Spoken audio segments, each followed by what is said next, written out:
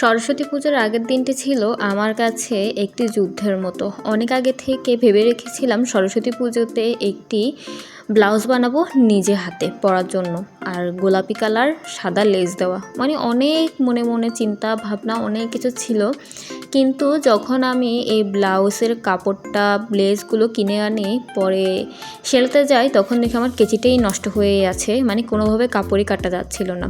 তারপর আর কি সরস্বতী পূজার আগের দিন রাতে কেচিটা ঠিক করে এনে এই ব্লাউজটা কেটে তারপর সেলাই করি আর কি। মানে মোটামুটি সারাদিনই আমার একটা যুদ্ধের মতো গিয়েছিল, পারবো নাকি পারবো না, অনেক দুশ্চিন্তার মধ্যে দিয়ে শেষমেশ রাতের মধ্যে ব্লাউজটা সেলাই করে কমপ্লিট করলাম। তারপর তার সাথে আবার একটা পেটিকোটও লাগতো, যেহেতু সাদা শাড়ি, সাদা পেটিকোট না হলে হবে না, আর পেটিকোট আমার থেকে নাই, তো সেটাও আবার সেলাইতে হইলো, এই আর কি ব্যাপার। তারপরে তো ফাইনাল লুক আপনাদের সামনে। আমার এই ব্লাউজটা আপনাদের কেমন লেগেছে অবশ্যই আমাকে কমেন্ট করে জানাতে ভুলবেন না। তারপরে তো পরের দিন সরস্বতী পুজো, পরের দিন বের হয়ে পড়লাম একটু সাজুগুজু করে, সাজুগুজু বলতে হালকা পাতলা একটু টাচ আপ আর কি, একটু টাচ আপ করে বের হয়ে পড়লাম।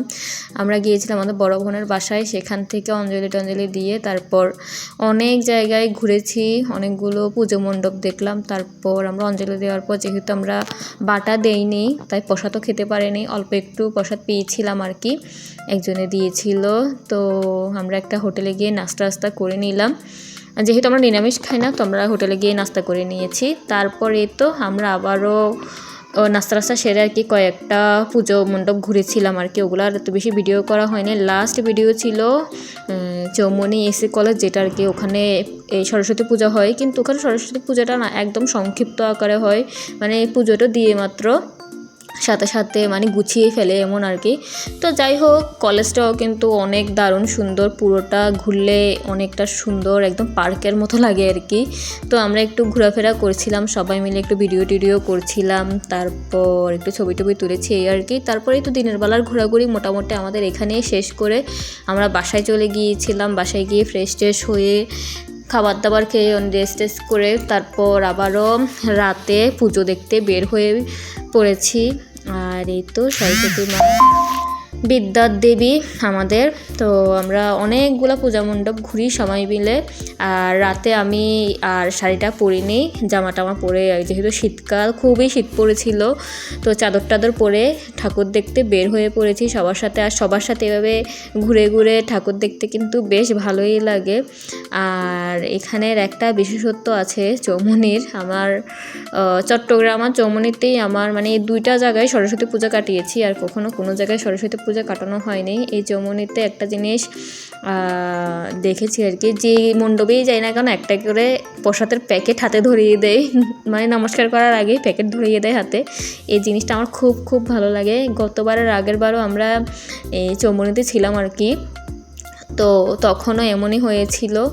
তো এই তো আমরা ঘোরাফেরা করছিলাম সবাই মিলে, অনেকগুলো ঠাকুর দেখেছি, সবগুলাই আপনাদের সাথে শেয়ার করব মোটামুটি, দুই একটা বাদে, কারণ তখন আমার এনার্জিটা একদমই লস হয়ে যাচ্ছিল শেষের দিকে। তো এই আর কি, সবাই মানে যতগুলো পুজো মণ্ডপ আছে সবখানে গিয়ে একটু করে ভিডিও শ্যুট নিচ্ছি, ছবি তুলছি, তারপর আবার প্রসাদ দিচ্ছে, প্রসাদটা নিলাম। এই তো এই পূজা মণ্ডপে আরেকটা মানে কি প্রসাদ দিয়ে দিল। তারপর আরেকটা জায়গায় গেলাম, ওখানেও দেখেন কি সুন্দর, মানে সবজি বিরিয়ানি নাকি সাদা পোলাও আর আলুর দমের মতো ছিল প্রসাদ আর কি, তো সেটা দিয়ে দিল, সেটা আমরা নিয়ে নিলাম। এগুলা কিন্তু আমরা একটা ব্যাগ নিয়ে গিয়েছিলাম, ব্যাগের ভিতরে সবগুলা ঢোকাচ্ছিলাম আর কি, একটা কালেক্ট করছিলাম, এমন অনেক ভালোই লাগছিল। তারপরেই তো আমরা আরও একটা পুজো মণ্ডপে চলে আসলাম, এখানে এসে একটু মায়ের দর্শন করলাম, নমস্কার দিলাম, তারপর অনেকক্ষণ ছবি ভিডিও তুললাম। আর এদিকে সবার হাতে হাতে এই যে প্রসাদের প্যাকেট আরেকটা ধরিয়ে দিল। সবাই তো এখানে জানি কি দিয়েছিল, সবাই বের করে খাওয়া শুরু করে দিয়েছিল। তারপর আরেক জায়গায় জানি কি দিয়েছিল, সিঙ্গারা দিয়েছিল, মানে নিরামিষ সিঙ্গারা আর কি, এতটা মজা হয়েছে মানে বলার বাইরে। তারপরে তো এটা হচ্ছে যে কি বাড়ি জানি বলে, ইস্কন মন্দিরের সাথে, চৌমুহনী ইস্কন মন্দিরের সাথে এই পুরনো বাড়িটার সাথে আমরা অনেকগুলো ছবি তুলি, মানে খুবই একটা আদিম লাগছিল। তারপরে তো এদিকে সরস্বতী মাটাও কিন্তু খুব সুন্দর হয়েছিল, প্যান্ডেলটা অনেক সুন্দর হয়েছিল। আসলে এখানে মানুষজন খুবই কম দেখতে পাচ্ছেন, কারণ সবাই মানে মানে বাড়ির মানুষ বাড়িতে থাকে না, অন্য জায়গায় যায়, এমন একটা আছে না কথা, এই আর কি।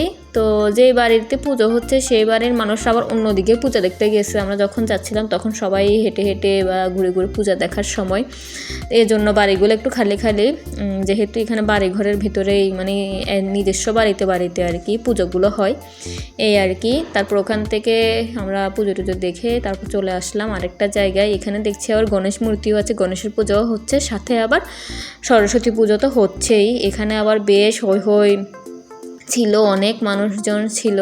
সবগুলা পুজোই কিন্তু সব মানে বাড়িতে হয়, মানে যার যার ব্যক্তিগত বা এলাকার মানে সবাই মিলে আর কি, বাড়ির সবাই মিলে চাঁদা তুলে এভাবে পুজোটা হয় আর কি। অনেক পুজো হয় এখানে, দুর্গা পুজোরও কিন্তু অভাব নেই, দুর্গা পুজো অনেক বেশি হয় ভিতরে। আর সরস্বতী পুজো সবার বাড়িতে হয় এমন আর কি। তো এখানে অনেকক্ষণ দাঁড়িয়েছিলাম, ভালোই লাগছিল, সবাই নাচ টাচ করছিল, মানে বেশ আনন্দ ফুর্তি, আর অনেক জোরে জোরে সাউন্ড বাড়ছিল, এই জন্য অনেক ভালো লাগতেছিল আর কি। তো এই আর কি, এখানে আমাদের ছোট্ট সোনামণিরাও মানে ওদের নাচ দেখে গানের তালে তালে নাচতেছিল। আর অনেক জায়গায় দেখেছি আবার একদমই শুনশান নীরবতা, যেমন এই যে এখানে মানে তেমন কোনো মানুষই নেই, আমরাই এখানে আছি, আর কয়েকজন ছিল আবার এখান থেকে দর্শন করে বের হয়ে গেছে। মানে এখানেও বাড়ির মানুষরা অন্য বাড়িতে গেছে বা অন্য জায়গায় গেছে পুজো দেখতে এমন আর কি। তারপর হয়তো সবাই আবার রাত্রে এসে আবার সাউন্ড বক্স দিয়ে ধুমধাম নাচ গান হবে, এই আর কি। তারপরেই তো সব থেকে বড় একদম প্যান্ডেল দিয়ে একদম দুর্গা পূজার মতো করে আর হয়েছিল আর কি। এখানে কি জানি নাম ছিল, উত্তরপাড়া না কি জানি ছিল আর কি, এই ওখানেরই আরেকটা দেখা সব থেকে কিউট একদম ছোট্ট প্রতিমা বলতে পারেন, ছোট্ট সরস্বতী মা এটা ছিল। আর এতটা সুন্দর লাগছিল, ছোট্ট একটা জায়গার মধ্যে কিছু বেলুন আর কিছু তুলা দিয়ে মেঘের মতো বানিয়েছে, স্টার কতগুলো দিয়েছে, মানে এতটা সুন্দর লাগছিল, এতটা মায়াবী লাগছিল বলার বাইরে। এখানে আবার বাচ্চাদের জন্য একটা আয়োজন রেখেছিল, সেখানে ওই কালার পেন্সিল আর একটা কাগজ দিচ্ছিল একটা খামের ভিতরে, আবার প্রসাদ তো দিয়েছে। আমার এই জিনিসটা খুবই ভালো লেগেছে।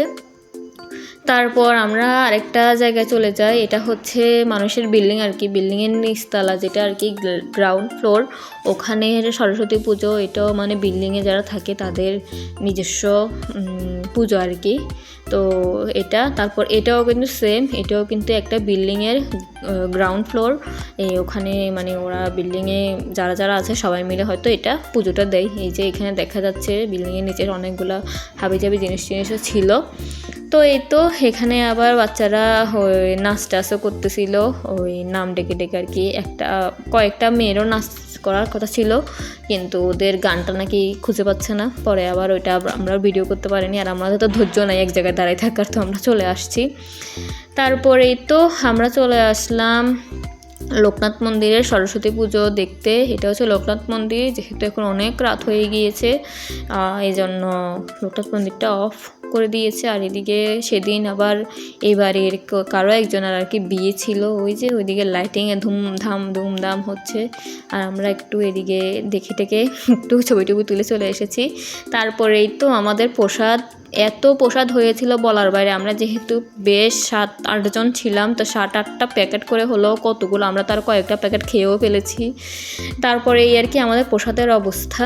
তো আজকের মতো ভিডিওটা এখানেই, সবাই অনেক ভালো থাকবেন, সুস্থ থাকবেন। আর আজকের আমার সরস্বতী পুজোর ভিডিওটা আপনাদের কেমন লেগেছে অবশ্যই আমাকে কমেন্ট করে জানাবেন। আর অবশ্যই আমার ব্লাউজটা কেমন হয়েছে, আমি লাইফে ফার্স্ট টাইম এত সুন্দর করে একটা ব্লাউজ সেলালাম, মানে আপনাদের কেমন লেগেছে অবশ্যই আমাকে কমেন্ট করে জানাতে কিন্তু ভুলবেন না। তারপরেই তো আমাদের প্রসাদের কালেকশন দেখেই বুঝতে পারছেন কী পরিমাণ প্রসাদ আমরা এনেছি বলতে আমাদেরকে দিয়েছে, আমরা নিয়ে এসেছি। আর ওই যে অন্য প্রসাদ যেগুলো ছিল আর কি, ওগুলো হচ্ছে এটা। তো এগুলা আমরা মানে রাতের মধ্যে খেয়ে শেষ করতে পারিনি, শুধু অন্য প্রসাদগুলো কোনো রকমে আমরা অনেক কষ্ট করে খেয়েছি। আর এই প্যাকেটগুলা মোটামুটি মানে থেকে গিয়েছিল, আমরা পরের দিন মানে পরেও আবার 2 দিন মিলে খেয়েছি, এমন অবস্থা আর কি। তো এই তো আজকের মতো সবাই অনেক ভালো থাকবেন, সুস্থ থাকবেন, টাটা।